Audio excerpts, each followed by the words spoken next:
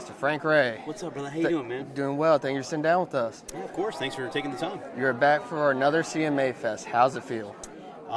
Daunting. No, I'm just kidding. No, it's a organized chaos in a weird way. I think it's awesome, though, man. It's a place we really get to interact with the fans, and you don't necessarily get to do that, on this scale. So it's a lot of fun. Well, I'm about to say, on this scale, 90,000 country music fans on little old Broadway. Isn't that crazy? Like, as a performer, what does that mean to you to see all these people coming out to support live music?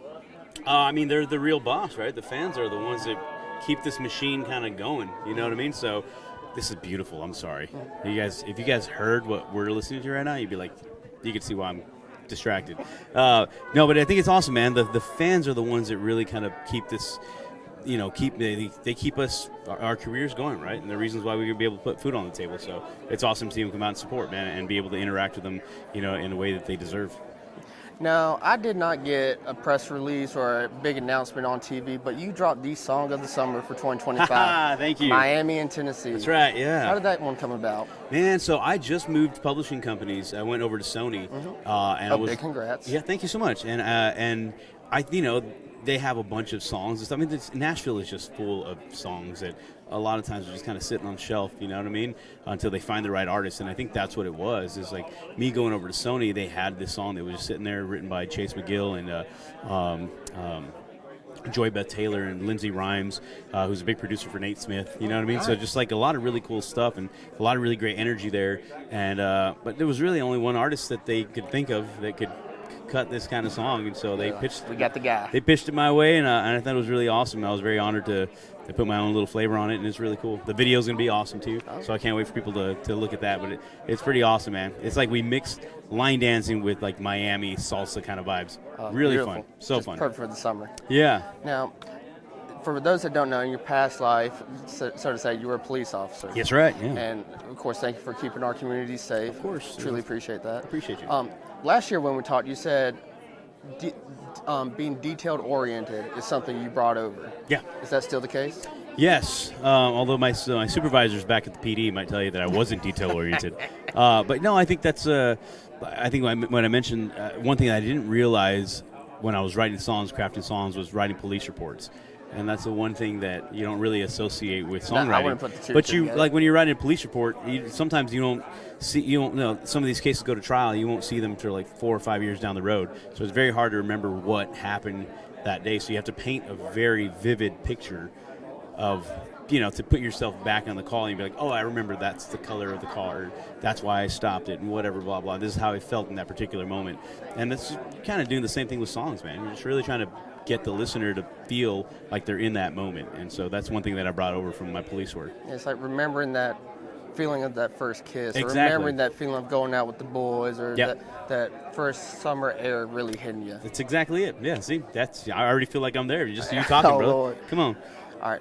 And also, country music now, I feel like, is bigger than it's ever been. Isn't it crazy? It's cool, man. Social media, Spotify, it's just like, and so many more artists have the spotlight. Yep. And that offers like people like you to bring in a little bit of a different sound. What do you think it is like with like a Hispanic sound coming into country music? What do you think mainstream country artists or fans can take away from that type of influence? What I hope people would actually realize is that, country music has always kind of been this melting pot of different cultures, right? Whether it's gospel or blues or, or Mexican music. And what I'm doing now is not a new idea. It's been around since the days of Freddie Fender and Johnny Rodriguez and Emilio Navaja, Rick Trevino, just a few artists that we can. The problem has been that there hasn't been, since the 90s, a Hispanic artist to really kind of emerge through mainstream country radio until now, right? And I say that both with pride, but I also say that with, also with a kind of an asterisk, if you will, to say that I don't think 20 years should go by for us to feel that kind of representation. And I think people in the country music community and the industry is definitely kind of, they're supporting that movement. And so there's a new wave of not just Latin artists, but black artists and gay artists and whatever, walk of life you come from. And I'm very, very proud of country music for opening their arms and saying, hey, country music belongs to everybody. And it belongs to all of us. And if you have a story to tell, then come on in, So it's really awesome. Exactly. Now, you are a family man with some amazing kids. Thank you. Now, I'm sure like a normal job balancing the work fatherhood thing is already hard enough. Sure. But you're a country music star.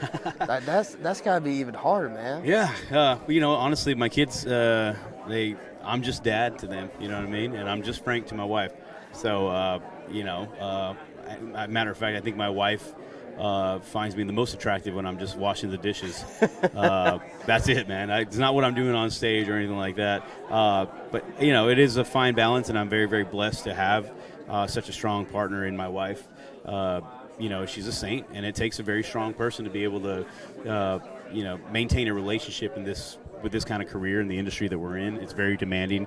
And the kids also, they see that, and as they get older, they start to realize that, hey, Dad's got to go to work, you know what I mean? And it's going to be gone for a few weeks at a time. But, it's nothing that the families that, have a spouse or a partner in military don't have to deal with. So I'm very lucky that I get to come home, you know what I mean? And after time on the road. But, it's tough, man. But, we're blessed. And we keep our families very close to God, and we just trust Him to, help pave the path, and we just kind of walk down it. And in times of difficulty, we lean on the church, and we lean on each other, and it's really cool to balance that family dynamic with the career. Amen. Father's Day is right around the corner. Do you have any advice for the fellow dads out there? Yeah, wash the dishes, boys. Wash the dishes, take out the trash, do it without being asked to do so. But no, honestly, I think being a dad is it's my favorite thing in the whole world, man.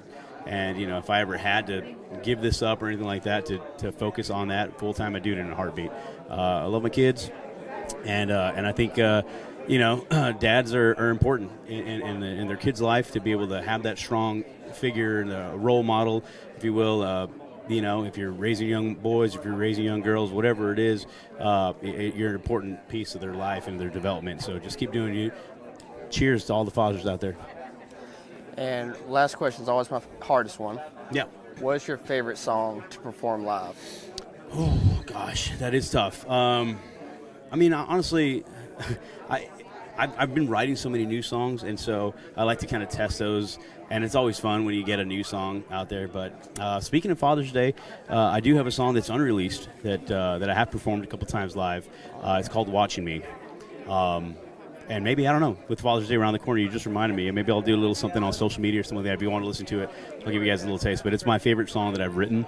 It's about my kids. It's about, just kind of this lifestyle and finding that balance, talking about being a role model and stuff like that. So Watching Me is probably my favorite, because it's just stripped down, acoustic. It's just me, and getting the crowd reaction.